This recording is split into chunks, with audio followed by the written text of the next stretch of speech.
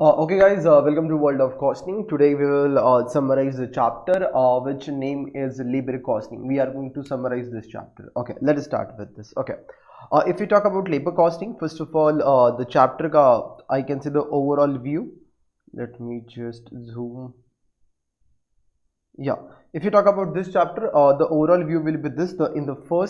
This chapter is divided into four categories. We can say the first one was wage payment and incentive, दूसरा रहेगा labor turnover, then the rate per hour, and then you can see that over time करके। चलो सबसे पहला ये discussion करते हैं, labour को जो भी हम पैसा देंगे दैट इज लेबर कॉस्टिंग, वो कैसे निकालने का, दैट इज वेज पेमेंट। जो भी पैसा वर्कर को देंगे या तो उसको कुछ इंसेंटिव देंगे तो वो हम देख लेंगे, फिर एक एक करके आगे बढ़ेंगे। सबसे पहली चीज, जब भी आप वर्कर को पैसा दोगे it can be based on two things, एक या तो यूनिट बेसिस पे पैसा दोगे या तो टाइम बेसिस पे पैसा दोगे। It can be seen, you can see wage payment can be based on units और wage payment can be based on time. आ जाओ ये सीखते हैं अभी यहाँ पे, that is the first category wage payment. अगर आप वर्कर को यूनिट के बेसिस पे पैसा दे रहे हो, sir can you give me one example? Yes, I can tell my worker तू आएगा फैक्ट्री के अंदर, तू जब भी एक यूनिट बनाएगा, जब भी तू as an when you produce one unit, मैं तेरे को 10 रुपया देगा। कितना रुपया देगा? मैं 10 रुपया देगा, 10 रुपीज पर यूनिट, तो एक यूनिट का 10 रुपया हो गया। अब उस वर्कर ने कितना यूनिट्स बनाया है, I will ask him. Later से उसने 5 यूनिट्स बनाया है तो उसको 50 रुपया मिलेगा, उसने 8 बनाया है तो उसको 80 रुपीज मिलेगा। What is 5? This is actual output or number of units produced, whatever he has produced, and this is rate per piece 10 और piece rate कि एक पीस का 10 रुपया, एक यूनिट का 10 रुपया करके, ठीक है। So this is one thing where you can pay the worker based on units, या तो instead of that certain companies can go for this also, जहाँ पे वर्कर को टाइम के हिसाब से पैसा दिया जाएगा। Sir what will be the formula in this case? It is also easy। यहाँ पे you will not say कि सर एक यूनिट का 10 रुपया, यहाँ पे बोला जाएगा 10 रुपीज पर आवर। अगर आप एक घंटे के लिए काम करोगे तो इसको बोला जाएगा टाइम रेट, या तो रेट पर आवर, मतलब एक घंटा काम करने का इतना रुपया, या तो टाइम रेट है एक घंटे के टाइम का 10 रुपया। Now if you understand, if you work for 8 hours you are going to get 80 rupees, if you work for 9 hours you will get 90 rupees। अभी जो पेमेंट की जा रही है वो बेस्ड ऑन टाइम की जा रही है। अगर आपने 8 घंटा काम किया, इस 8 घंटे को आवर्स वर्कड बोला जाएगा कि आपने 8 घंटा काम किया है, या तो time taken, you took 8 hours करके। Okay, so now in this case, now in order to bring the efficiency, अभी अपने को कुछ प्लान्स निकालने, क्या निकालने हैं? Plans, that is a premium plan, जहां पे अगर कंपनी क्या चाहती है कि वर्कर लोग काम जल्दी करे करके, company wants to increase the efficiency of the workers, so in this case company can launch to system. Company can launch premium bonus system. In this premium bonus system, one can be Halsey system, one can be Rowan system। एक Halsey ने develop किया है, एक Rowan ने develop किया है। And I can say that 80% chances are there, what I feel is 80% chances are there। अगर exam में क्वेश्चन आएगा तो इस पे से ही आएगा, मतलब 80% चांसेस, तो it is that important. So listen to this. अगर अभी हम बात करते हैं, जब भी हम वर्कर को पेमेंट देंगे, एक बेसिक वेजेस तो देंगे ही देंगे, उसके बाद बोनस भी देंगे, same basic wages and bonus करके देंगे। तो एक हेल्थ सिस्टम, एक रोवैन सिस्टम है। चलो ये फॉर्मूला मैं आपको एक एग्जांपल के साथ समझाता हूँ हेल्थ एंड रोवैन का। अब ये क्वेश्चन सॉल्व करने से पहले हेल्थ एंड रोवैन वाला याद रखना हमेशा, you need 4 ingredients with you. कुछ खाना बनाने के लिए कैसा कुछ इंग्रेडिएंट्स चाहिए होता है, वैसे यहाँ पे हेल्थ रोवैन करने के लिए यूनिट मिनिमम 4, मतलब एक्चुअली पहले तो आपको एक टाइम अलाउड चाहिए। आपको 10 घंटे दिए गए थे लेटर से, आपने वो काम 8 घंटे में किया, दैट इज टाइम टेकन। तो time allowed is also known as, कभी कभी टाइम अलाउड क्वेश्चन में एज अ स्टैंडर्ड टाइम भी दिया जाएगा, याद रखना। व्हेन आई से टाइम टेकन, आपने कितना टाइम लिया है, दैट इज एक्चुअल टाइम। 10 घंटे का काम टाइम दिया था, आपने 8 घंटे में कर लिया, आपने 2 घंटा सेव कर लिया है, that is time saved. And then what is your rate per hour, आपको एक घंटे का कितना रुपया देने का डिसीजन हुआ था करके। Now based on this, because आपने टाइम सेव किया है, आप देख सकते हो आपको क्या मिलने वाला है, बोनस मिलने वाला है। Let us discuss this. Because आपने टाइम सेव किया है, आपको क्या मिलने वाला है, बोनस मिलने वाला है। तो now what I have done is, जब भी मैं एक कंसेप्ट करूंगा उसका एक आपका क्वेश्चन का भी पीडीएफ है, I will do that also. और ये जो क्वेश्चन का पीडीएफ है, ये क्वेश्चन सारे इंस्टीट्यूट के मॉड्यूल में से ही रखे गए, सारे question, all the question are from the module. Okay, let start with this. Question number 1 की अगर हम बात करते हैं गाइज, तो here I can say that calculate the earning of worker under Halsey plan, the relevant data is as follows. अभी worker की earning किस हिसाब से निकालनी है, हेल्से प्लान के हिसाब से निकालनी है। क्वेश्चन में क्या क्या दिया गया मेरे को एक बार देख लेने दो। रेट पर आवर को मैं आर बोल दूंगा, देन टाइम अलाउड मतलब टी ए दिया गया, टी टी दिया गया that is time taken, T S दिया गया विच इज टाइम सेव्ड। अच्छा, आप क्या कर सकते हो, देखो यहाँ पे मैंने उस चीज़ को लिख दिया है कि आपको 8 घंटे दिए गए थे, उसमें से आपने वो काम 6 घंटे में कर लिया, तो आपने 2 घंटा सेव कर लिया। और आपका रेट पर आवर कितना है 60 रुपीज़। अभी एक चीज़ समझो, नॉर्मली वर्कर को क्या बोला गया, आपको इतना कैलकुलेशन तो समझ में आ गया। अभी मैंने वर्कर को ये बोला है तूने 6 घंटा काम किया ना, और डिसीजन ये हुआ है तू 1 घंटा काम करेगा तुझे 60 रुपया दिया जाएगा। Now because you worked for 6 hours, take your money, that is 6 hours into 60 rupees. तो you can see basic wages, basic wages हम क्या बोल देंगे, टाइम टेकन, तूने 6 घंटा काम किया है, take this rate per hour which is 60 rupees, तो you are going to get 360। I hope you understand, 6 into 60 that becomes 360। लेकिन मुझे बता दो, ये जो हमारा वर्कर है, अगर हमने उसको खाली 6 आवर्स के लिए ही पेमेंट किया, वो नेक्स्ट टाइम कभी भी 6 घंटे में काम नहीं करेगा। Next time he will not work he will not complete that job in 6 hours. क्यों sir? He is feel like कि मैंने फायदा करवाया कंपनी का, कितना रुपया फायदा कराया उसने, 2 घंटे सेव करा दिए, 1 घंटे का 60 रुपया, उसने कंपनी का 120 का फायदा कराया, it is time saved into rate per our. तो उसने 120 का फायदा कराया है, तो कुछ तो बेनिफिट वर्कर के साथ भी शेयर होना चाहिए। तो कितना बेनिफिट? हाफ बेनिफिट शेयर करते हैं, ऐसा हेल्थ स्कीम बोलता है कि 50% बेनिफिट कंपनी 50% रखेगा, वर्कर को 50% देगा। तो इस 120 में से कितना बेनिफिट वर्कर को दिया जाएगा? 50% एज अ बोनस दिया जाएगा। So that's where it comes premium bonus system. तो बोनस यहाँ पे लिख दिया गया है, 50% is a bonus of time saved into rate per hour. Worker ने 2 घंटा सेव किया है इंटू 60, तो 120 रुपये का बेनिफिट, उसमें से 50% उसके साथ शेयर कर दिया जाएगा। तो 120 का 50% इज दिस एंड 420, तो he is going to receive 420। Yes sir, इतना समझ में आता है। आगे now if I talk about effective rate, now understand this effective rate. Worker ने 6 ही घंटा काम किया और 6 घंटा काम करके उसको कितना रुपया मिल रहा है? 420 रुपया मिल रहा है, आप देख सकते हो। He is getting 460, तो 420 rupees, 420 divide by 6 that becomes 70।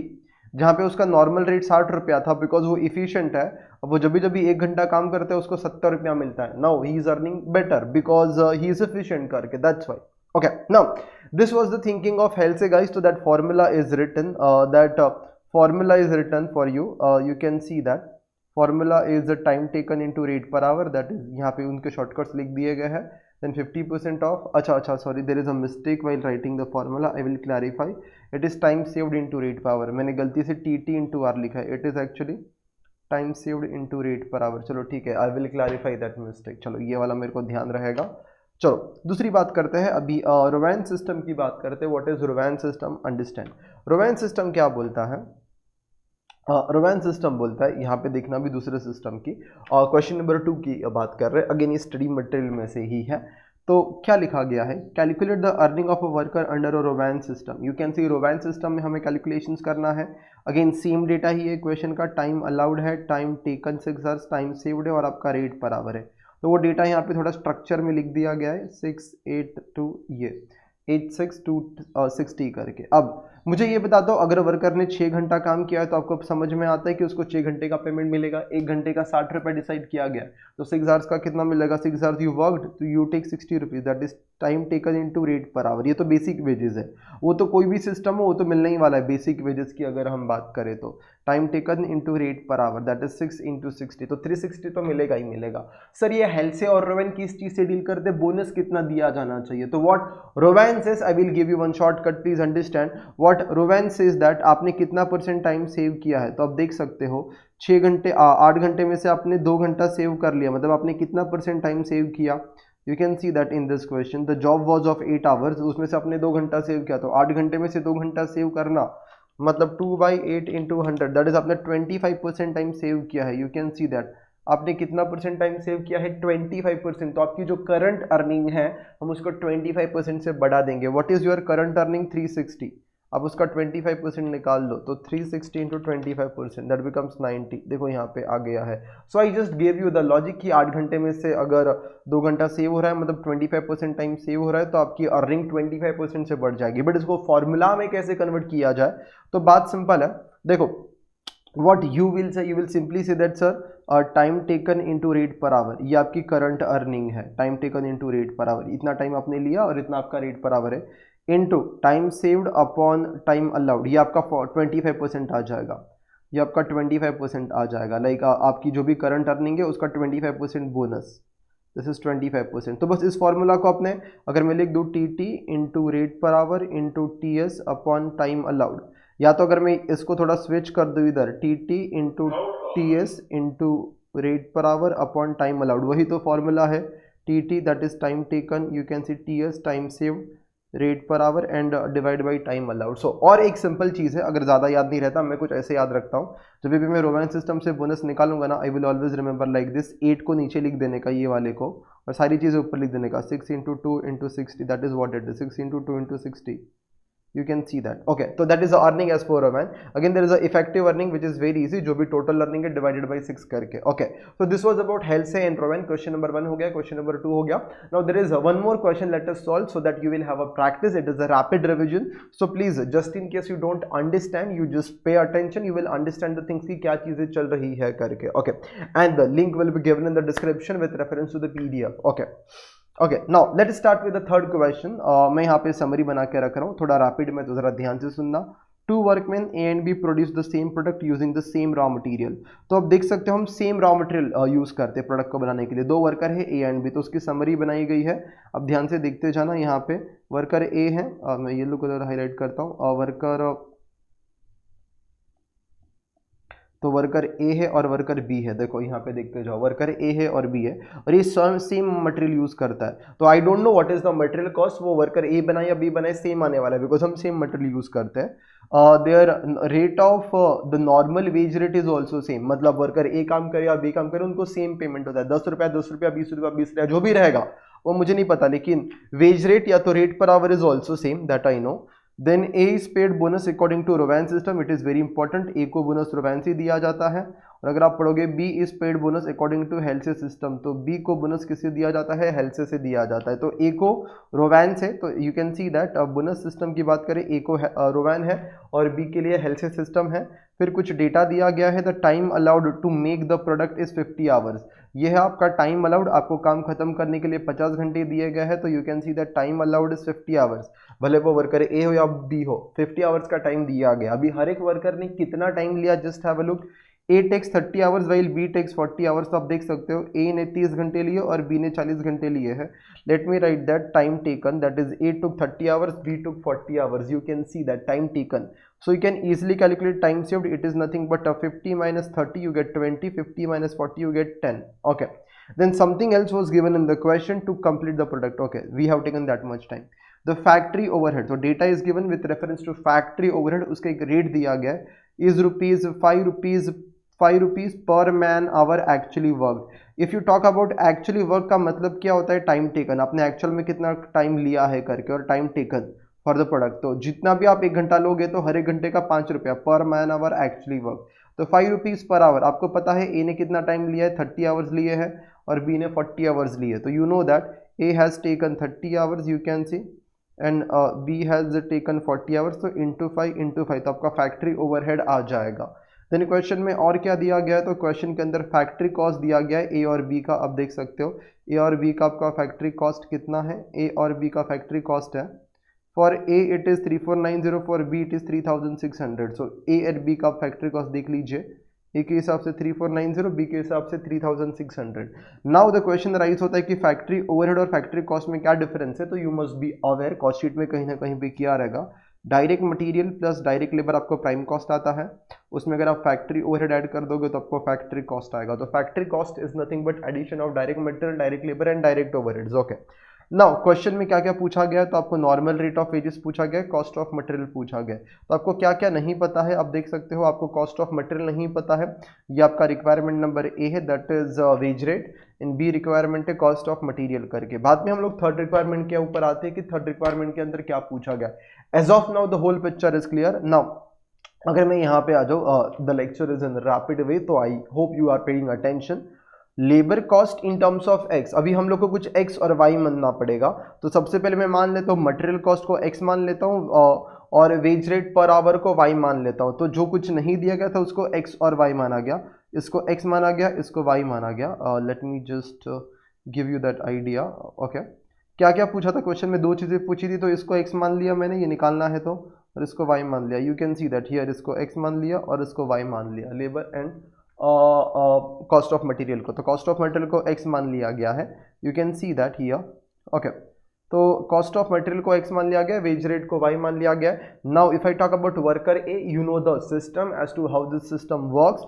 तो I can say wages is nothing but time taken into rate per hour. मैं तो कुछ ऐसा करता हूँ, मतलब अपने को पता है time taken into rate per our. इसने 30 घंटा काम किया है, और रोवान सिस्टम में अगर हम बात करेंगे और इसने कितना किया 40 और हमने वेज रेट को क्या मान लिया है x, तो ये कितना हो जाएगा, सॉरी y मान लिया है वेज रेट को, तो ये 30y हो जाएगा, ये 40y हो जाएगा, T T into R, R कितना है y, तो y मान लिया गया रेट पर आवर को। तो I hope this is clear.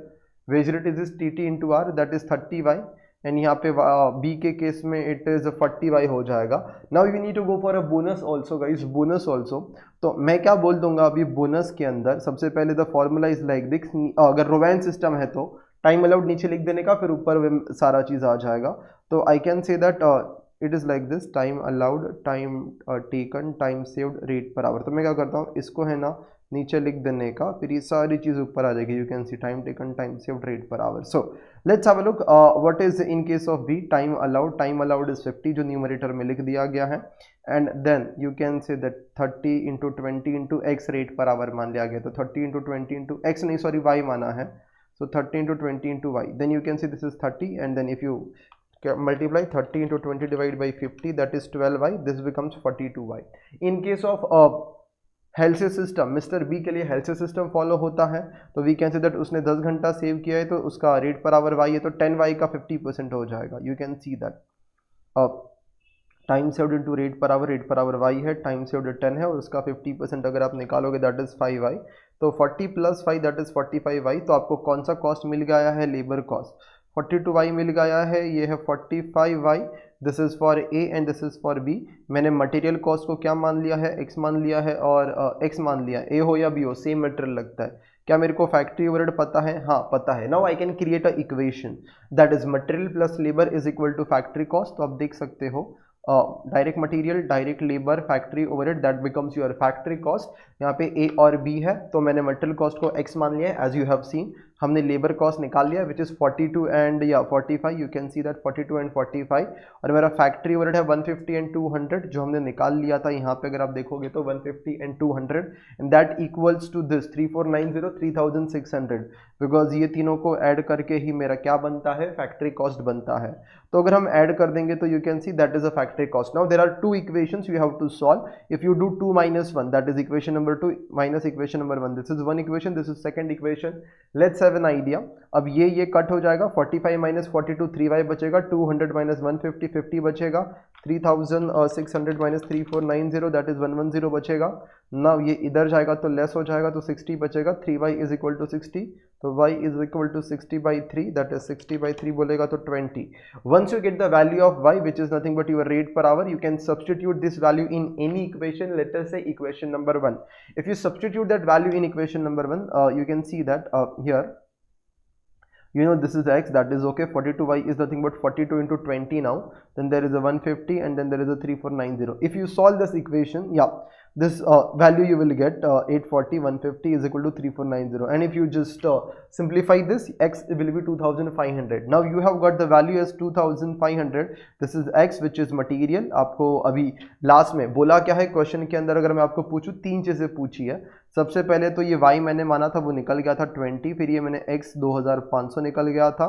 Now what they are asking in the third requirement of the question, prepare a statement comparing factory cost of the products made by two workman. तो what they are asking is factory cost. तो factory cost का एक statement बनाने का, एक comparison वाला, मतलब ए के हिसाब से कितना, बी के हिसाब से कितना, तो एक साथ दिखेगा, तो it will be in A comparable format.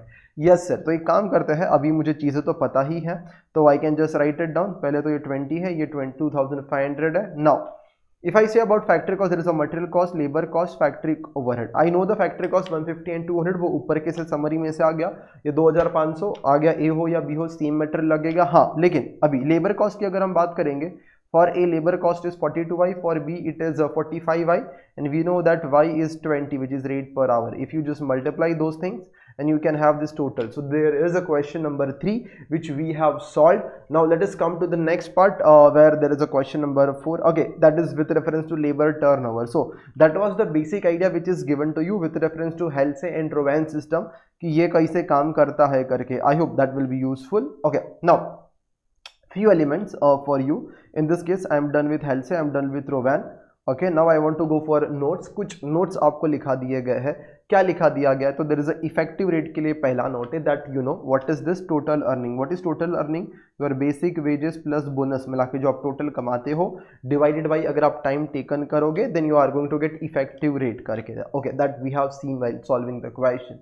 उसके बाद सर एक चीज याद रखना, कभी ऐसा हो सकता है क्या सेम वर्कर का, एक वर्कर का बोनस एज पर हेल्थ से और एज पर रोवेन सेम आ जाए? हाँ, हो सकता है। तो bonus of as per health and bonus as per Rowan can be same. कैसे हो सकता है? तो I can give you that. अब बोनस एज पर हेल्थ से कैसे निकलता है? तो it is 50%, that is 50 upon 100 into time saved into rate per hour. और bonus as per Rowan is nothing but time allowed नीचे आ गया, फिर सारी चीजें T T into T S into rate per hour आ गया।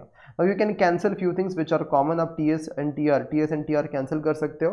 तो what remains is 50 upon 100 and here what remains is T T upon T A. It means आपने जितना भी टाइम अलाउ किया है उसमें से अगर 50% टाइम सेव हो जाता है, 50% टाइम अगर आपने 10 घंटा दिया है और वो काम 10 घंटे का काम टाइम अलाउड अगर वो 5 घंटे में हो गया, तो this indicates now bonus as per both the systems will be same because time saved will be 5 and time saved is nothing but 50%। तो बोनस भी आपका 50% आप देख सकते हो रोवेन सिस्टम में भी।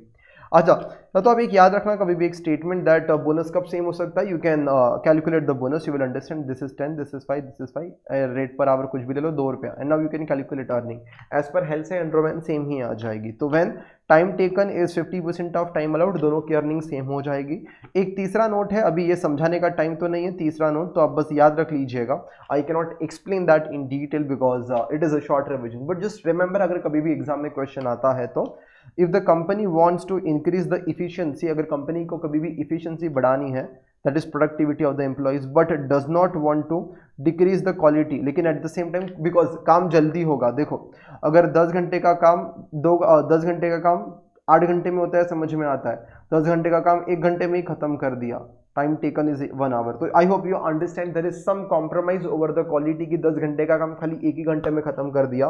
सो कुछ तो क्वालिटी में कॉम्प्रोमाइज किया गया है गाइस। तो कंपनी ये डोंट वांट दिस। इफिशिएंसी बढ़े, थोड़ी बढ़े, इतनी ना बढ़े कि काम ऐसे ही खत्म हो जाए करके 1 ही घंटे में करके। तो in that case quality impact होगी ना, बिकॉज 10 घंटे का काम अगर 1 ही घंटे में हो जाएगा तो। So in that case you should always go for a Rowan system. ये बस एक नोट है, the time is not there to explain, you can just remember increase in efficiency अगर करनी है बट अपने को क्वालिटी नहीं कम करनी है, then company will go for a Rowan system that is explained in the regular batch. Okay, now finally we are done with the health surveillance system. We can say tata bye bye to this incentive schemes.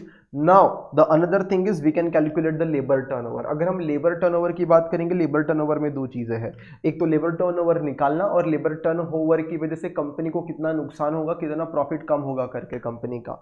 तो let us talk about the calculation of labour turnover. तो first of all what is labour turnover, please understand. If I talk about labour turnover guys, labour turnover is nothing but movement of employees, movement turn over, we can say turn over, like you can say page के ऊपर लिखा होता है please turn over, page turn over. तो turn over मतलब movement करना। Movement किसकी हो रही है यहाँ पे? लेबर की। लेबर बोलेगा तो कौन? एम्प्लॉइज। मूवमेंट या तो आने की हो सकती है इन, या तो जाने की हो सकती है आउट। अगर वर्कर जा रहा है छोड़ के तो मे भी रिटायर हो रहा है या फिर कोई चीज हो सकती है, उसको बोलते हैं सेपरेशन। दैट इज वो छोड़ के चला गया या तो वो रिटायर हो गया, that is left hand discharge. तो ये लोगों का जाना है करके। तो I can say that on an average हमारे पास कितने वर्कर होते हैं, सबसे पहले ये सोच लो हमारे पास ऑन एन एवरेज कितने वर्कर होते हैं। ये कैसे निकल आ जाएगा? बहुत सिंपल है। अगर मैं बोलता हूँ ओपनिंग में आपके पास 1100 वर्कर थे, तो मैं बोलता हूँ आपके पास क्लोजिंग में लेट अस से 900 वर्कर है, 900 workers are there, 900 workers are there. So closing में there are 900 workers. So on an average, how many employees are there? At the beginning, you are having 1100 employees. At the end, you are having 900 employees. So 1100 plus 900 divided by 2. On an average, you guys have 1000 employees. So I can say that on an average, हमेशा नहीं लेकिन on an average we can say. How to calculate average that we know. Opening plus closing divided by 2. अभी average employees निकलने के बाद अगर मैं आपको ये बोलता हूँ, कि अगर मान लो मैं ये आपको बोलता हूँ कि 1000 एम्प्लॉइज हमारे पास एवरेज होते हैं, उसमें से मान लो 200 एम्प्लॉइज छोड़ के चले गए, तो मैं आपको पूछता हूँ कि कितने एम्प्लॉय का जाने का मूवमेंट हुआ है इन टर्म्स ऑफ परसेंटेजेस। देखो कोई भी चीज परसेंटेजेस में होती है ना तो समझ में ईजी आती है। अगर आपके मार्क्स भी देखेंगे तो out of 100, that is in terms of percentages समझना इजी होता है। तेरे को 80% मिला, तेरे को 20% मिला, तो कंपैरिजन थोड़ा इजी लगता है। तो that's why we always compute in percentages. Even आपके 24 घंटे में से आप कितना टाइम वेस्ट करते हो, अगर आप परसेंटेजेस में निकालोगे तो आपको पता चलेगा सोशल मीडिया पे। Now same way we are doing कि अपना labour turnover which is good for the company और bad for the company, it is bad for the company. सीखे हुए वर्कर छोड़ के चले जाएंगे, नए वर्कर को अपॉइंट करना, उनको ट्रेनिंग देना, सिखाना, इतना झंझट कौन करे करके। तो labour turnover is always bad for the company.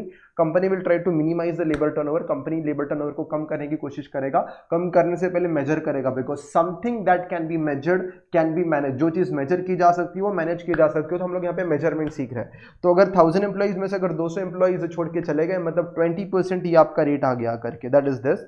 अच्छा, अगर ये छोड़ के चले गए तो उनके जगह पे किसी को तो काम करने के लिए लाना भी पड़ेगा ना। We have to replace those employees. Let us say that इसके जगह पे हमने 250 या फिर 250 लोगों को रिप्लेस किया है करके, मे भी ज्यादा लोग चाहिए रहेंगे बिकॉज वो एक्सपीरियंस लोग थे जो चले गए करके। तो वी में require 150 also, it depends, that data will be given in the question. तो अगर 1000 एम्प्लॉइज में से 250 एम्प्लॉइज को रिप्लेस किया गया है, अभी 1000 एम्प्लॉइज एवरेज, और 250 को रिप्लेसमेंट किया गया। रिप्लेसमेंट इज नथिंग बट जो छोड़ के चले गए उनके जगह पे लाना। तो in this case this percentages will be 25%। Understand, that is labour replacement method करके। The one is separation method, another one is replacement method. Guys after that there is a new joinings. देखो, हम जब भी worker को appoint करेंगे there can be 2 reasons. कोई छोड़ के चला गया है इसलिए हम लोग अपॉइंट कर रहे हैं।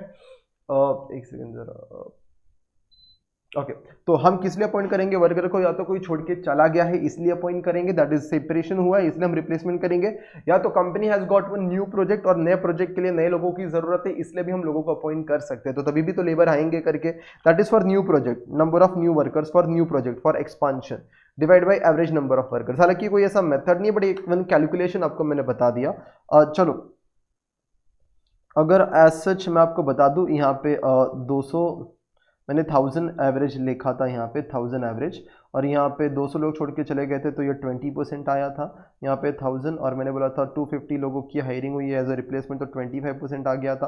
और अगर मैं इधर बता देता हूँ कि 1000 और नए प्रोजेक्ट पे हमने 100 लोगों को अपॉइंट किया है तो दैट इज 10% आया है करके। अभी मुझे टोटल लेबर टर्नओवर निकालना है। देखो, मैं एक सिंपल बोलता हूँ कि 2 लोग गए और उसके जगह पे 2 लोग आए, तो आप क्या बोलोगे? वर्कर का मूवमेंट हुआ या नहीं हुआ? तो आप ऐसा मत बोलो जीरो मूवमेंट, नहीं हुआ है। 2 लोगों का एक दरवाजा है तो 2 लोगों का जाने का भी मूवमेंट हुआ है, 2 लोगों का आने का भी मूवमेंट हुआ है, तो मूवमेंट 4 बार हुआ है। यू विल नॉट से कि खाली 4 लोगों का मूवमेंट, 2 गए और 2 आए, तो there is a movement of 4। Net off मत कीजिएगा, movement is there. You will not say कि कोई गया ही नहीं और कोई आया ही नहीं। 4, 2 गए 2 आए, तो 4 का मूवमेंट हुआ है। सेम वे कुछ गए और कुछ आए हैं, तो इस केस में अगर टोटल रेट निकालना है जिसको फ्लक्स मेथड बोला जाता है, तो number of worker separated we can say 200 लोग सेपरेट हुए थे, 250 लोग रिप्लेस हुए थे, आप देख सकते हो, और 100 लोग नए प्रोजेक्ट के लिए आए थे, डिवाइड बाई 1000 एम्प्लॉइज। तो I can say total movement will be 200 plus 250 plus 100, that is 55% आ जाएगा, 550 आ जाता है ये। फिर परसेंटेजेस में कितना आएगा? 55%।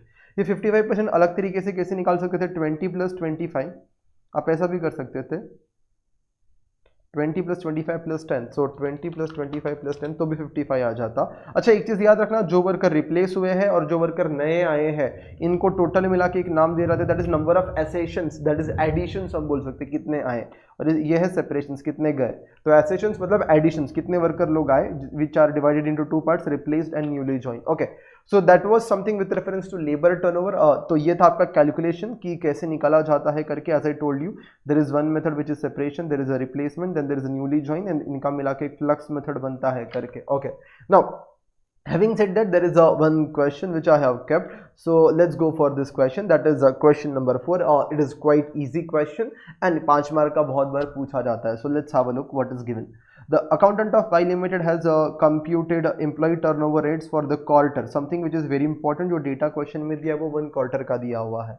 Okay, for the year ended 31st March as a 10%, 5%, 3% respectively under flux, replacement method and separation method. अच्छा, आराम से पहले 10%, फिर 5%, फिर 3%, तो आई कैन राइट पहले 10%, फिर 5%, फिर 3%, और रिस्पेक्टिवली वर्ड लिखा है। तो पहले फ्लक्स बोला है तो पहले फ्लक्स, फिर दूसरा रिप्लेसमेंट है और तीसरा आपका सेपरेशन है करके। ठीक है, तो 3 परसेंटेजेस क्वेश्चन में दे दिया गया। जो मैंने अभी आपको निकालना सिखाया वो ऑलरेडी निकाल के ही दे दिया। अरे वाह, क्या अच्छी बात है। लेबर टर्नओवर के परसेंटेजेस निकाल के दे दिए, तो अभी हमें क्या करने का है देखते हैं। अभी हम आगे पढ़ते हैं। तो if the number of workers replaced during that quarter is 30, 30 लोगों का रिप्लेसमेंट हुआ है, तो रिप्लेसमेंट के आगे मैं लिख देता हूँ 30 एम्प्लॉइज, बिकॉज इतने लोग रिप्लेस हुए हैं. Find out the number of workers for that quarter. Find the number of workers for that quarter. अभी हमने निकालना है उस number of workers for that quarter हमें निकालना है. So let us calculate. एक तो रिक्रूटेड कितने हुए, लेफ्ट हैंड डिस्चार्ज कितने हुए, एंड एक थर्ड वाला पार्ट बाद में देखते हैं, पहले ये दो पार्ट पे करते हैं. कितने टोटल वर्कर आए रहेंगे करके, कितने टोटल वर्कर आए रहेंगे. देखो एक काम करते हैं, मेरे को इतना फॉर्मूला पता है कि एक होता है एवरेज नंबर ऑफ एम्प्लॉइज. ये निकल सकता है क्या? हाँ. क्यों? Because average number of workers replaced into 100 is equal to आपका रिप्लेसमेंट का परसेंटेज इज 5% जो मुझे पता है. तो दैट इज 5%, वो मुझे पता है. नंबर ऑफ एम्प्लॉइज रिप्लेस भी मुझे 30 पता है, तो automatically I can get the average number of employees. So let us calculate that. You can see that पहला वर्किंग है आपका एवरेज नंबर ऑफ एम्प्लॉइज निकालने का. रिप्लेसमेंट मेथड 5 आंसर आएगा, ये मुझे पता है. एवरेज मुझे नहीं पता. नंबर ऑफ वर्कर 30 रिप्लेस हुए हैं, तो अभी if you mathematically solve this तो 5 इधर जाएगा, तो एवरेज इधर आ जाएगा. तो now that's 5 will come here. तो 30/5 इंटू 100 अगर आप करते हो, 30/5 into 100 that become 600. These are my average number of employees. तो with the help of this आपको फाइनल आंसर दिया था, नंबर ऑफ एम्प्लॉइज भी दिए थे, एवरेज मिसिंग था, तो हमने एवरेज कैलकुलेट कर लिया.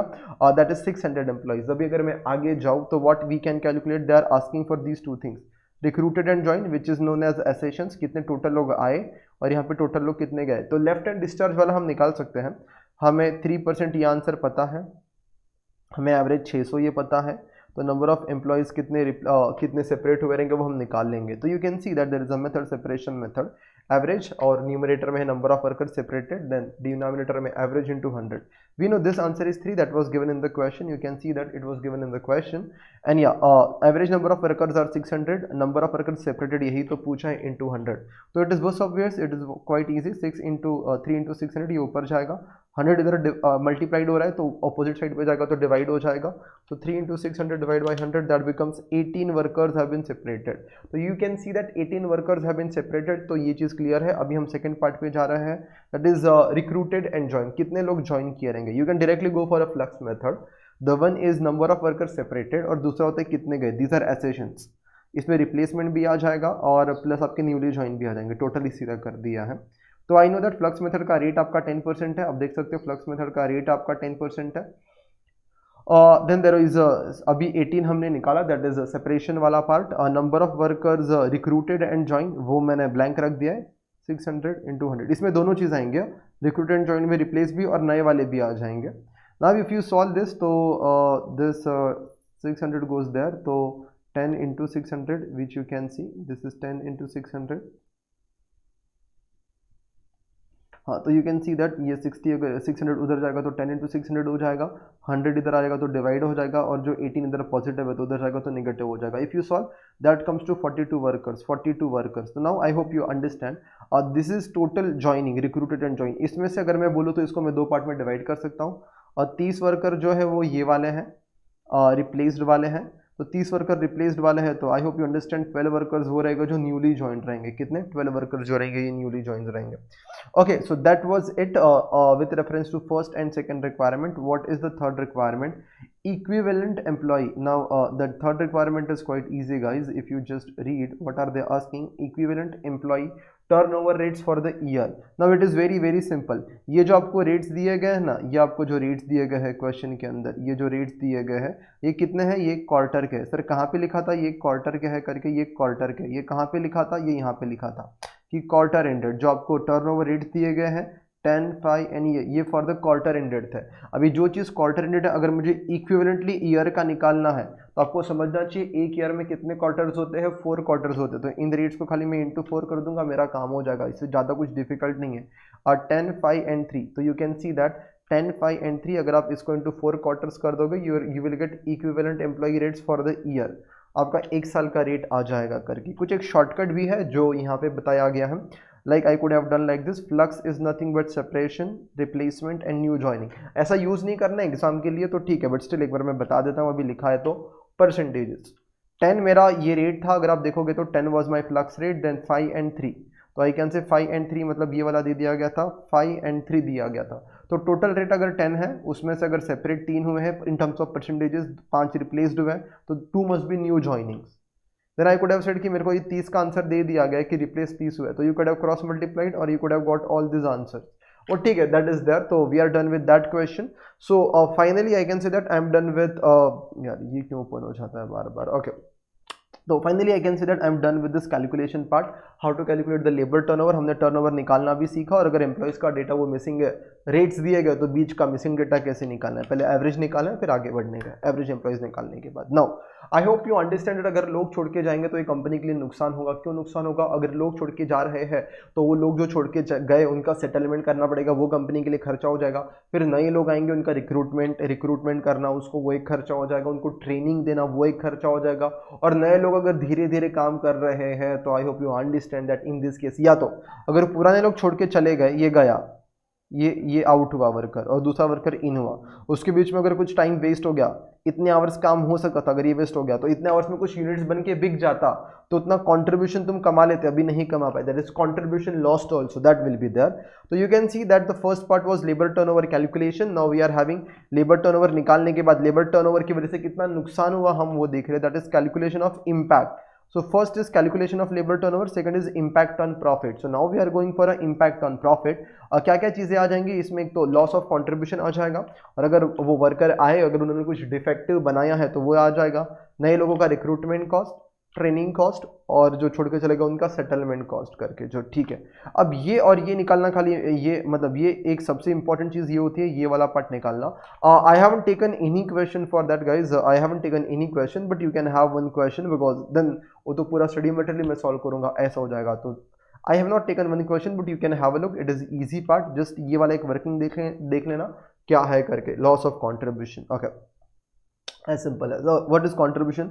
तो सेल्स इंटू पीवी रेशियो. अगर आप सेल्स इंटू पीवी रेशियो करोगे तो आपको कंट्रीब्यूशन आ जाएगा, जो लॉस्ट रहेगा वो यहाँ पे लिख देना है, पहले सेल्स लॉस निकालना पड़ेगा.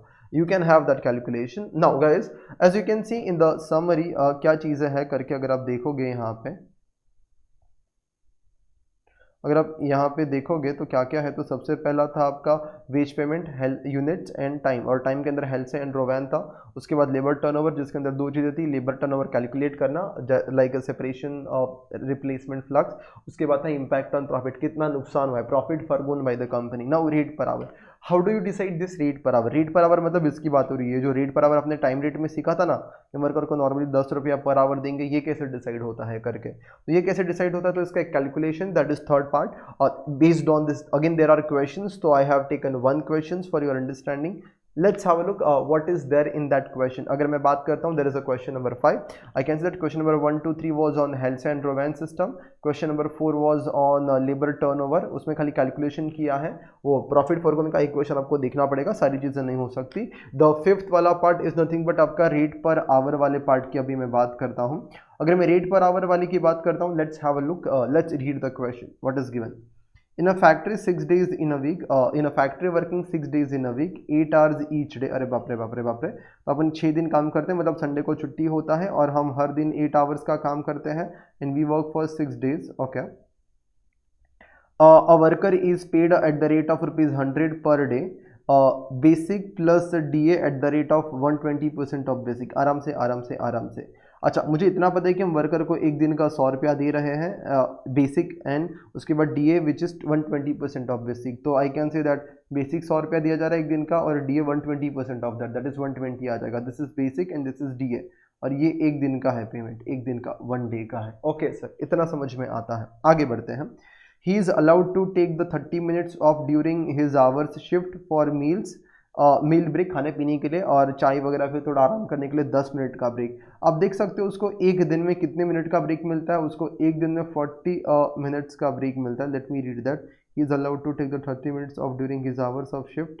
तो उसकी जो शिफ्ट होती है एक दिन की 8 आवर्स की शिफ्ट होती है, उसमें उसको 40 मिनट्स का टोटल ब्रेक मिल जाता है फॉर द रेस्ट. ओके, तो कैन आई से दैट अगर 40 मिनट्स ये एक दिन का रेस्टिंग हो जाता है, तो हम 6 दिन काम करते हैं, तो 6 दिन में कितना वो रेस्ट करता रहेगा. तो सबसे पहले देखो, यहाँ पे मैं टोटल आवर्स निकाल दूंगा. टोटल आवर्स, अगर मैं टोटल आवर्स की बात करता हूँ, तो हमने टोटल आवर्स आर देयर, तो आई कैन से दैट वो 6 दिन काम करता है और हर दिन 8 घंटा काम करता है. तो 6 × 8, he work for 48 hours. He comes to the factory for 48 hours. लेकिन वो 48 आवर्स के लिए फैक्ट्री के अंदर आता है, लेकिन वो 48 आवर्स के लिए फैक्ट्री में काम नहीं करता, बिकॉज उसमें से वो 40 मिनट रोज रेस्ट करता है. तो अगर रोज वो 40 मिनट रेस्ट करता है, तो आपको समझ में आता है, इंटू अगर मैं 6 करूंगा तो आंसर मिनट्स में आ जाएगा. 40 × 6 दैट इज 240 मिनट्स, और इसको अगर मुझे आवर्स में कन्वर्ट करना है तो मेरे को 60 मिनट्स डिवाइड करना पड़ेगा तो आवर्स में कन्वर्ट हो जाएगा। 240 minutes is nothing but 4 hours, मतलब 60 मिनट 1 घंटा होता है, तो 240 मिनट मतलब 4 घंटे हो जाएंगे।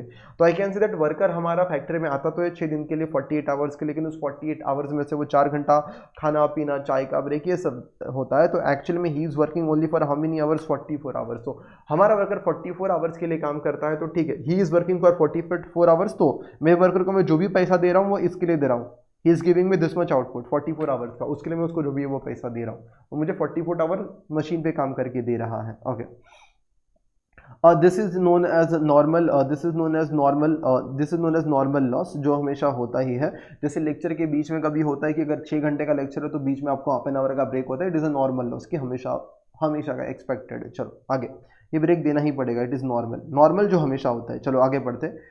During a week his job card showed that his time was chargeable to, तो उसने एक वीक में जॉब एक्स पे काम किया, जॉब वाई पे काम किया, जॉब जेड पे काम किया है। आप देख सकते हो जॉब एक्स पे 15, 12 and 13, let's take the total, that is 15, 12 and 13, that becomes, उसने एक वीक में 40 आवर्स के लिए काम किया है। आई होप यू अंडरस्टैंड, एक वीक के अंदर वर्कर को 40 आवर्स के लिए नहीं काम करना चाहिए, उसको एक वीक के अंदर 44 आवर्स के लिए काम करना चाहिए। कैसे?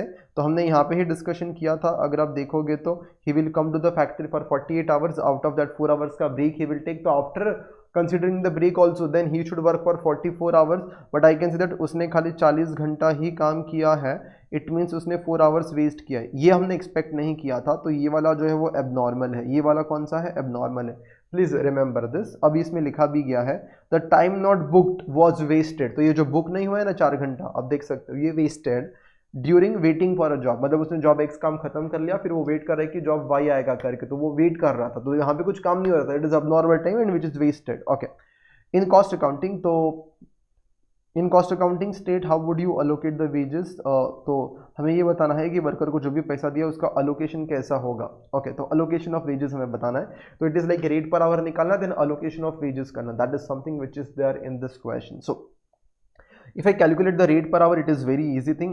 वर्कर को हम एक दिन का कितना रुपया देते हैं, अच्छा, तो आई कैन से दैट हम वर्कर को एक दिन का 100 रुपया देते हैं, ये कहाँ पे दिया गया था, तो let me read that here, it was given 100 rupees per day as a basic देते हैं उसको, तो 6 दिन का कितना हो जाएगा, अगर वो 6 दिन काम करेगा तो वो 600 रुपया हो जाएगा, और उसके बाद उसको डीए कितना दिया जाता है, 120% ऑफ बेसिक, तो अगर आप ये 600 का ही 120% निकाल लोगे तो चल जाएगा 600 into 120%, that is 720, so 600 plus 720 guys that becomes 1320, और ये इसको एक वीक का हम पैसा देते हैं, और हम क्या सोचते हैं ये हम लोग को कितने आवर्स का आउटपुट देगा, तो he is going to work for 44 hours which is calculated above. तो अगर मैं करता हूँ 1320 डिवाइड बाई 44, तो उसको normal rate per hour is, this is normal rate per our 30 rupees.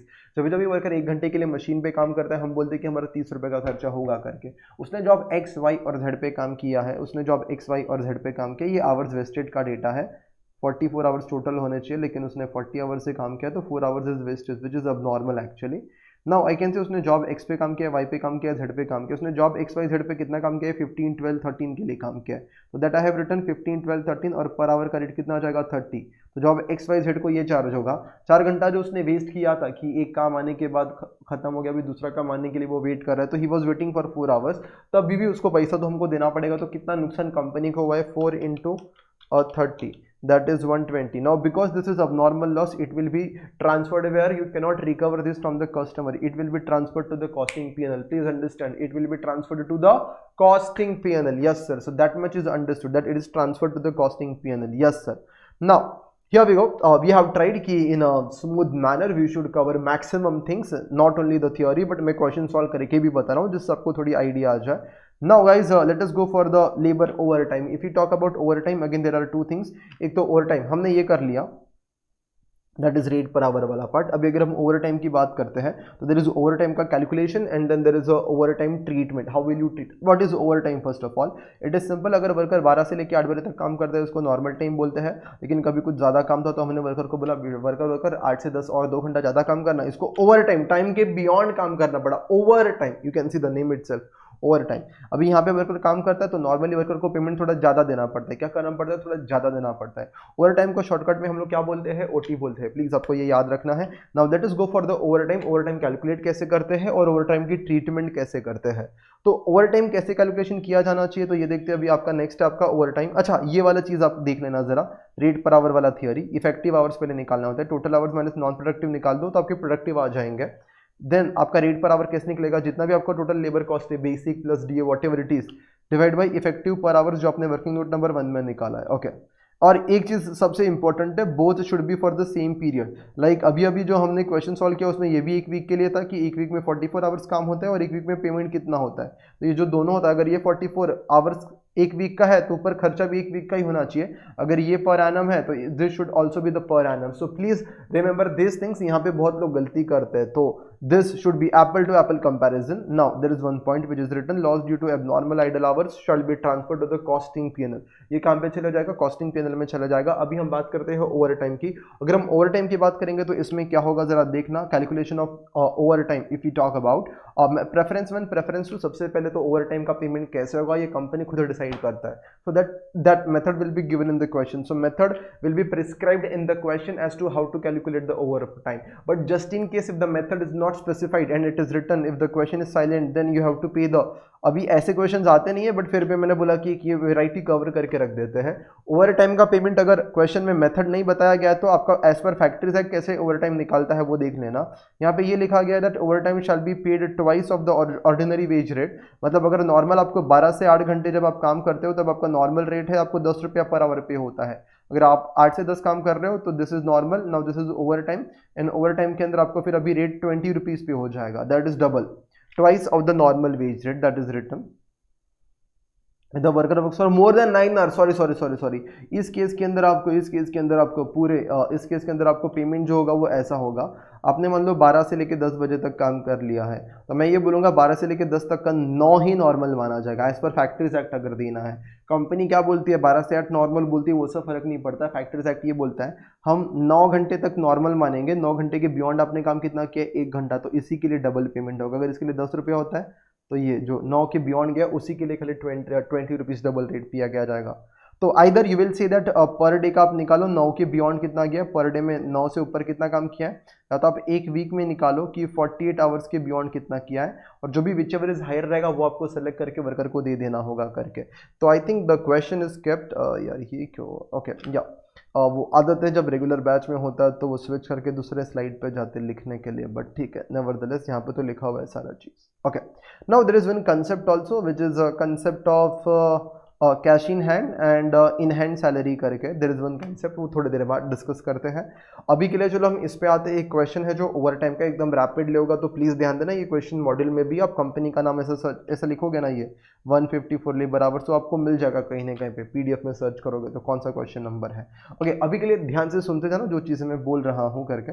May be if possible I can write those question number का reference also भैया institute के बुक के अंदर कहाँ पे है may be, but you can search that easily. Okay let's start. It is possible for a job card for the repair of the customer equipment that a total of 154 labor hours has been put in as detailed below। मेरे को कुछ ज़्यादा समझा नहीं, मुझे इतना पता है हमारा कुछ एक जॉब कार्ड है जिसके अंदर लिखा गया है काम कहाँ कहाँ पे कितना होता है।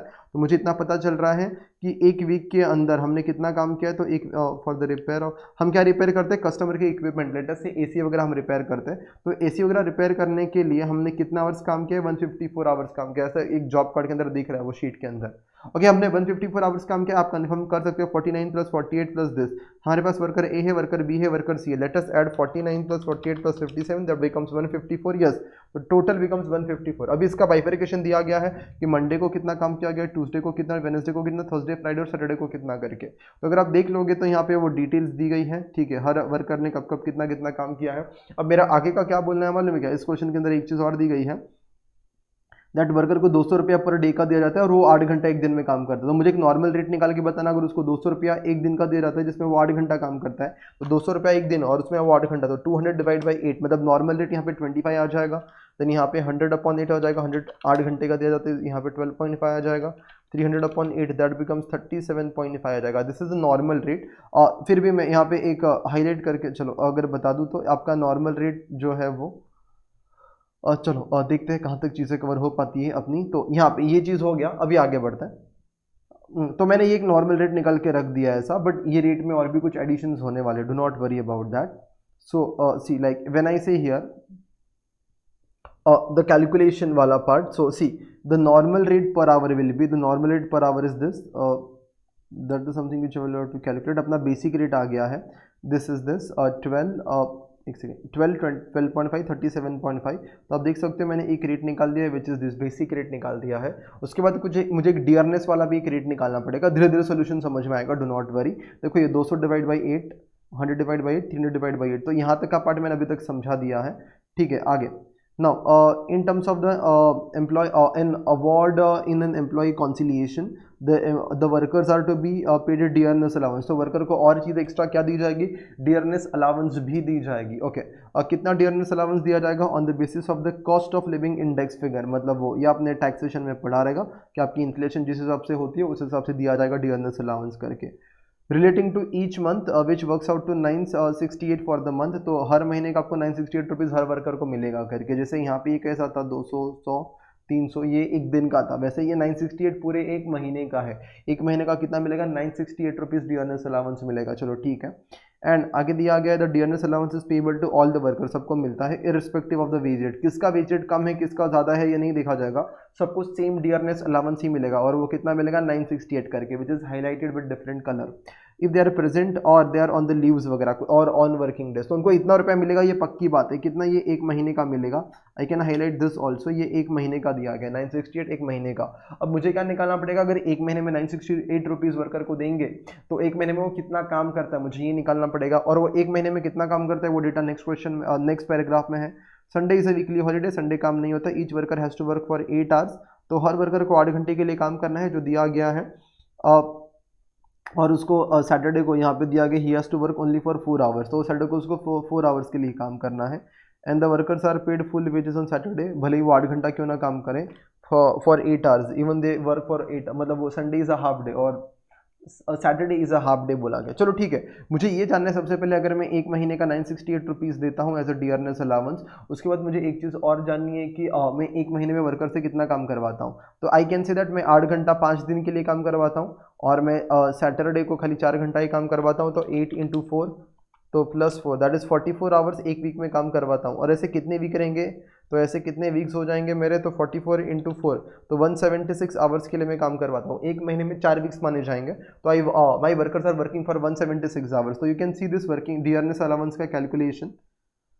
कैलकुलेशन आगे नीचे दिख नहीं रहा है, I think 968 have I shown the, did I show the working, maybe I don't, I have shown the working, I just give you an idea कि 176 कैसे आएगा करके, कि रोज अभी लिखा था अपन ने कि वो रोज 8 घंटा काम करेगा, ऐसा 5 दिन तक चलेगा, और सैटरडे को मंडे टू फ्राइडे, और फिर यहाँ पे 4 आवर्स वो 4 आवर, एक सेकेंड अगर कहीं नेक्स्ट पेज पे तो नहीं चला गया, ये नहीं चलो तो ठीक है, तो यहाँ पे ये हो जाएगा, ये सैटरडे का है, तो 8 × 4 + 5 दैट इज़ 44 आवर्स वो पर वीक में काम करेगा, और ऐसे कितने वीक्स है, 4 वीक्स है, तो एक महीने में तो 176 आवर्स, और एक महीने का डियरनेस अलाउंस है 968, तो 968 डिवाइडेड बाय 176, तो dearness allowance is 5.5 per hour, you can calculate that. If it is 5.5 per hour, you need to understand, आपका बेसिक अपने रेट निकाल दिया था, बेसिक के अलावा डीए भी मिल रहा है, तो what is your normal rate per our. I hope यहाँ तक की कैलकुलेशन में कोई भी दिक्कत नहीं है। We have reach till here that normally worker को एक घंटे का ए को 30.5 मिलता है, 25 rupees normal rate, then there is a dearness allowance. Dearness allowance सबका सेम ही है, बिकॉज हर महीने का पेमेंट सेम है, हर एक का डियरनेस अलाउंस का, ए बी या सी हो, it is 968 rupees only. Now normal rate I have got, now the thing is we need to calculate the bonus. अभी यहाँ पे ओवर टाइम के लिए क्या सीन है वो पढ़ लेते हैं, तो ज़रा पढ़ लेते हैं आगे। रेट्स तो हमने निकाल लिए, workers are paid overtime according to the factories act. Now बहुत अच्छी बात है कि अच्छा फैक्ट्रीज एक्ट बस इतना ही लिखा गया है, और ठीक है आगे पढ़ते हैं। Excluding holidays the total number of workers works out to 176 each month. अरे बाप रे, इतनी मेहनत क्यों ही की हमने वो 176 निकालने की, वो यहाँ पे दी गई है कि वो संडे वगैरह छोड़ के अगर हम देखें तो नॉर्मली हम 176 आवर्स के लिए काम करते हैं, हम डायरेक्टली कर देते फिर ये 176 और वो 968 डिवाइड बाय 176 वही, ठीक है आगे। The company's contribution to provident fund and ESI is absorbed into the overheads. तो ठीक है, बस ये ओवरहेड्स का यहाँ पे कुछ डेटा नहीं दिया है कि पीएफ वगैरह में हम कितना ट्रांसफर करते हैं, और जो भी करते हैं वो ओवरहेड्स में वो लोग लिख देते हैं करके, तो उसका कोई टेंशन नहीं है। अभी के लिए मेरा बात क्या है, मेरा बात है ओवर टाइम से connected. Over time factories act के हिसाब से पे किया जाता है, और फैक्ट्रीज एक्ट क्या बोलता है कि अगर आप हर दिन 9 घंटे, फैक्ट्रीज एक्ट ये बोलता है कि अगर आप हर दिन 9 घंटे के ऊपर काम करोगे उसी को हम ओवर टाइम मानेंगे। तो आपको समझ में आना चाहिए 10 घंटे, अगर वर्कर 10.5 आवर्स के लिए काम करते तो 9 is consider as a normal, उसके ऊपर जो काम किया दैट इज 1.5 इधर। तो यहाँ पे अगर मैं लिखूँ ऐसा आपका अंडरस्टैंडिंग के लिए, so here I can say it is 9, then here it is 1.5 which is overtime. 8 घंटा इधर ऐसे ही आ जाएगा। अगेन 10.5 के लिए काम करते हो it is 9, and then here it is 1.5। आपने 10.5 घंटा काम किया, 9 के ऊपर कितना किया, 9 के ऊपर 1.5। आपने 9.5 घंटा काम किया तो 9 घंटा नॉर्मल माना जाएगा, उसके ऊपर का 0.5 which is overtime as per factories act. Again अगर आपने 10.5 घंटा काम किया, 9 नॉर्मल है, उसके ऊपर 1.5 है। तो अगर आप ये वाला टोटल करते हो तो देखो जरा कितना आता है। तो 9 4 जा 9 into 4 plus 8 that is this is 44, और ये वाला कितना आता है देखो जरा 1.5 इंटू 3 4.5 दैट बिकम्स 5। तो 44 एंड 5 दैट बिकम्स 49। तो वो कैलकुलेशन मैंने यहाँ पे कर रखा है, आप जरा देखना जो भी जब अब आपको मैंने समझाया वो वाला 44 एंड 5। अभी मैं क्या बोलता हूँ, अपना फैक्ट्रीज एक्ट क्या बोलता है कि जो भी आवर्स आप ओवर टाइम करोगे उसके लिए आपको डबल पेमेंट मिलेगा। अभी मैं आपको दो चीज़ें बताता हूँ, मैं ऐसा कुछ कर सकता हूँ। समझो मेरा नॉर्मल रेट है 10 रुपीज़, तो मैं दो चीज़ें कर सकता हूँ। अगर वर्कर ने 12 से लेकर 10 बजे तक काम किया है ना, तो आई कैन से लाइक दिस कि उसने 9 घंटा नॉर्मल काम किया है और 1 घंटा ओवर टाइम किया है, बिकॉज उसने 9 घंटे के ऊपर काम किया। उसने टोटल 10 घंटा काम किया, 9 घंटे के ऊपर 1 ही घंटा किया। तो यहाँ पे उसको रेट कितना मिलेगा, 10 रुपया मिलेगा, और यहाँ पे 20 रुपीज़ मिलेगा। तो here it comes 90 rupees, here it comes 20 rupees. तो ही इज गेटिंग टोटल 110। ये एक मेथड है सोल्यूशन करने का। So is there any other method? Yes there is one method, please listen to this carefully. The second method would be like this, I could have done like this कि sir इधर worker ने 9 घंटा कम किया, over time 1 है ना, तो over time में आपको डबल पेमेंट मिलेगा, तो इसको डबल आवर्स मान लो। 1 घंटे का 2 घंटा मान लो, 2 घंटे का काम मान लो, तो यहाँ पे उसको 2 आवर्स का पेमेंट होगा। तो टोटल पेमेंट उसको 11 घंटे का होगा, तो 11 इंटू 10। मतलब मैंने रेट डबल करने से अच्छा मैंने आवर्स डबल कर दिया, और इसको इक्विवेलेंट आवर्स बोला जाएगा, इक्विवेलेंट आवर्स। ओके, तो that is what we have done. We have said कि यहाँ पे अगर 5 घंटे का काम हुआ है तो इसमें डबल पेमेंट होने वाला है, तो इसको इंटू 2 कर दिया करके, तो इज इक्वल टू 2 घंटे का काम होना करके। यहाँ पे 45, यहाँ पे 10, तो that becomes 44। Same goes here, same goes here. आपको ये सी चीज़ें करनी है बी और सी के लिए। उसके बाद अगर मैं बात करूँ तो एक प्रोविजन था आपका अप टू 9 आवर्स वाला, दूसरा प्रोविजन था अप टू 48 आवर्स वाला। अगर मैं 48 आवर्स की बात करता हूँ तो I hope you understand that इस वर्कर की अगर मैं बात करूँ इसने 49 काम किया है, तो इसने 48 के ऊपर कितना काम किया है, 1 घंटा काम किया है। तो आप देख सकते हो, तो 48 के ऊपर उसने 1 घंटा काम किया है, और जो 48 के ऊपर आएगा उसको ओवर टाइम माना जाएगा, तो उसको इंटू 2 कर दो, उसका डबल पेमेंट होएगा जो 1 घंटा ऊपर काम हो रहा है, तो इक्विवेलेंट 2 हो जाएगा। तो यहाँ पे 50 आवर्स आ जाएंगे। Same goes here. चलो एक थर्ड वाले का बता देता हूँ। अगर इसने 57 आवर्स काम किया तो आई विल से 49 के ऊपर उसने कितना किया, तो 48 के ऊपर सॉरी, तो 57 माइनस 48, 9 घंटा उसने ओवर टाइम किया, इसके लिए डबल पेमेंट, तो इंटू 2, इक्विवेलेंट आवर्स डबल हो जाएंगे आपके। देखो 48 और ये। अब मैं क्या करूंगा, देखो सुनो, तो फैक्ट्रीज एक्ट के हिसाब से अगर आप मैं 9 आवर्स वाला प्रोविजन देखूँ तो 54 आवर्स का पेमेंट होगा। मैं 48 आवर्स वाला प्रोविजन देखूँ तो 50 आवर्स का पेमेंट होगा। तो whichever is higher overtime देते टाइम, तो you will go for 54 whichever is higher of A and B. तो अगर आप higher of A and B करोगे, ये हो गया। अभी वर्कर बी के लिए इधर 48 है, इधर 48 है, तो कोई टेंशन नहीं है। वर्कर यहाँ पे 62 है, इधर 66 है, तो आप समझते हो ये 66 ज़्यादा है, तो ये वाला पेमेंट होगा इसको 48 वाले बेस से पेमेंट होएगा। जो 40 यहाँ पे इक्विवेलेंट आवर 66 आ रहा है, तो ये जो भी आवर्स आपके आ गए हैं ना 54 48 66, उसको रेट से मल्टीप्लाई कर दो। अगर ये ए है ये बी है, तो ये ए इंटू बी, आपके आवर्स इधर है, आपका इक्विवेलेंट रेट इधर है, जिसके अंदर बेसिक और डी ए दोनों भी इंक्लूडेड है। या so that is how this question will be solved. So yes, the last but not the least what is pending here is this treatment of over time. इसमें आपको क्या ध्यान रखना है, अगर हम ट्रीटमेंट ऑफ ओवर टाइम की बात करें तो देखो, अगर वर्कर आपके पास आता है और आपको बोलता है कि मेरे को कल के कल काम चाहिए, मेरे को बहुत अर्जेंट है, करके जल्दी करवा के दे, मैंने बोला ठीक है, इस केस में what will you charge, you will charge. आप नॉर्मली 10 घंटा वर्कर से काम करवाते हैं, लेकिन वर्कर बोलता है अभी कभी चाहिए, मेरे को कल के कल चाहिए, तो आपने 2 घंटा एक्स्ट्रा काम करवाया, तो आपको ओवर टाइम देना पड़ा, ओवर टाइम में कुछ ज़्यादा पैसा देना पड़ा। तो ये जो भी पैसा देना पड़ा आप ये कस्टमर से ही रिकवर करोगे, बिकॉज उसकी रिक्वेस्ट पे किया गया। तो बस इतना याद रखना, that is a treatment of over time. तो remember that if the overtime is done at the request of the customer, then it is recovered from the customer, because उसने बोला इसलिए अपन ने ओवर टाइम किया। अगर हम ओवर टाइम ऐसा बोल रहे हैं कि ओवर टाइम इज रेगुलर, हमें पता है कि हम जिस कंपनी में काम, हम जिस इंडस्ट्री में काम करते हैं, वर्कर का शॉर्टेज होता ही है, और वर्कर्स का शॉर्टेज होने की वजह से हमें पहले से पता है कि हम 10,000 घंटा काम 10,000 आवर्स नॉर्मल में काम करेंगे, और ओवर टाइम हमारा 2000 घंटे का होगा ही होगा, ये पहले से हमें पता है 2000 घंटे का होगा, बिकॉज द इंडस्ट्री सच जहाँ पे वर्कर मिलना मुश्किल है, यहाँ पे हमको 10 रुपये देना पड़ता है, उसको हम लोग को 15 रुपये देना पड़ता है। तो विवेल से हम लोग को 12,000 के लिए टोटल पेमेंट कितना देना पड़ता है, 10,000 into 10 M plus 2,000 into 15 M plus M R C, that is 1,30,000 total payment देना पड़ता है। तो I will calculate average rate 1,30,000 divided by 12,000, that becomes 10.83, that is inflated rate. हम ये कस्टमर से रिकवर करेंगे, recovered from the customer using inflated rate करके। There is one question in the module, please cross check for that matter. And if the over time is irregular, मतलब कभी होता है कभी नहीं होता, कभी अचानक से डिमांड आ गई तो करना पड़ता है, तो in that case it will be it is not recovered from the customer, हमारी गलती है, you can not recovered, customer ने डिमांड नहीं किया था। You will charges to factory overhead. अभी हर एक चीज़ I can not explain in detail as of now because I am not solving question for this, but you just remember these 3 things. अगर overtime customer के request पे है तो बात खत्म, कस्टमर से रिकवर करो। अगर ओवर टाइम फिर रेगुलर है तो फिर हम क्या करेंगे, रेगुलर है तो फिर हम इन्फ्लेटेड रेट फॉलो करेंगे, बिकॉज हमें पहले से पता है। अगर इरेगुलर है तो will charge this to factory overhead, इतना याद रखो। As of now I can not explain why factory overhead and all, when you solve the question we just try to discuss the things over there. But yeah, it was a rapid revision exactly within 1 hour. You can see it is around 49 minutes. So thank you so much. We are done with the labor costing का revision. There were 4 parts. You can see that. Yeah, हम मिलेंगे next revision के लिए. तब तक के लिए thank you. Please subscribe कर देना if you like the video. Bye.